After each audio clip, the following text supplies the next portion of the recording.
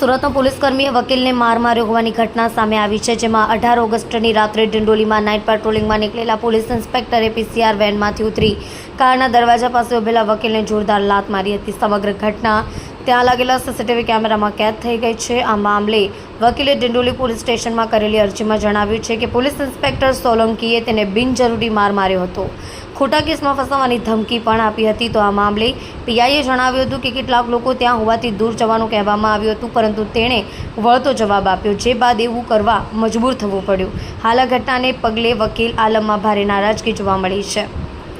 આ અંગેની મળતી માહિતી મુજબ 18 ઓગસ્ટ અને રવિવારની રાત્રે લગભગ 12:15 વાગ્યે એડવોકેટ હિરેન રજનીકાંત નાઈ ડિંડોલી મધુરમ સર્કલ સ્થિત તેમની ઓફિસમાંથી કામ પૂર્ણ કરીને ઘરે જવા માટે કારમાં બેસી રહ્યા હતા। તે સમયે રાત્રિ પેટ્રોલિંગ માટે નીકળેલા ડિંડોલી પોલીસ સ્ટેશનના પીઆઈ એચ.જે. સોલંકી સાથે બોલાચાલી થઈ હતી, જેને કારણે પીઆઈએ હિરેનને પાછળથી જોરદાર લાત મારી હતી।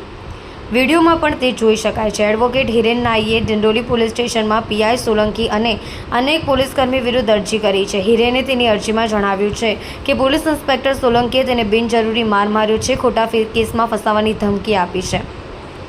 હિરેન નાઈ સાથે વાતચીત કરતાં તેણે જણાવ્યું હતું કે હું ઓફિસથી નીકળીને કારમાં જઈ રહ્યો હતો। મારી સાથે વરિષ્ઠ વકીલ સચિન ઘુગે, સાથી વકીલ પાર્થ દેવરા પણ હાજર હતા। ક્લાયન્ટની સલાહ લેવામાં થોડો સમય લાગ્યો। તે જ સમયે પોલીસની ગાડી આવી પહોંચી અને કારમાંથી નીચે ઉતરતા જ પીઆઈએ બૂમો પાડવાનું શરૂ કર્યું। કહ્યું કે તમે અહીં શું કરો છો? જેથી મેં કહ્યું હતું કે હું વકીલ છું, કામ પતાવીને ઘરે જઈ રહ્યો હતો। દરમિયાન પીઆઈ સોલંકી નજીક આવ્યા અને લાત મારી। આ સાથે સોલંકીએ કહ્યું હતું કે તમે વકીલ છો? તો આ મામલે પીઆઈ સોલંકી સાથે વાતચીત કરતાં તેઓએ જણાવ્યું હતું કે નાઇટ પેટ્રોલિંગમાં હતા, રાત્રે લોકોના ટોળા એકઠા થતાં અટકાવવાની જવાબદારી મારી છે। લોકોમાં ગુનાનો ભય દૂર થવો જોઈએ।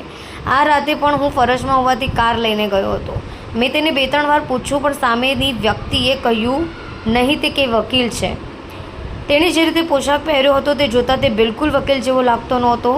તેને ત્યાંથી દૂર જવાનું કહેવામાં આવ્યું હતું, પરંતુ તેણે વળતો જવાબ આપ્યો હતો, જે બાદ મારે આવું કરવા માટે મજબૂર થવું પડ્યું હતું। આ મામલે વરિષ્ઠ એડવોકેટ સચિન ઘુગે સાથે વાતચીત કરતાં તેમણે જણાવ્યું કે રાત્રે 11:30 વાગે સિનિયર એડવોકેટ ઘરે જવા માટે નીકળ્યા હતા। હિરેન ડિંડોલીના નવા ગામનો રહેવાસી છે। રવિવારે ભારે કામકાજને કારણે તેઓ રાત્રે તેમની ઓફિસમાં હાજર હતા। પોલીસના વિરોધમાં આજરોજ 20 ઓગસ્ટ અમે રેલી કાઢવા માટે બાર કાઉન્સિલમાં અરજી દાખલ કરવામાં આવશે। 200 જેટલા વકીલો સુરત પોલીસ કમિશનરની ઓફિસે જઈ આવેદનપત્ર આપશે। બીજા 21 ઓગસ્ટે દિવસે કોર્ટમાં ખાનગી ફરિયાદ દાખલ કરવામાં આવશે। કલ્પેશ રાણા સાથે જોતા રહો ન્યૂઝ 9 ગુજરાતી, સુરત।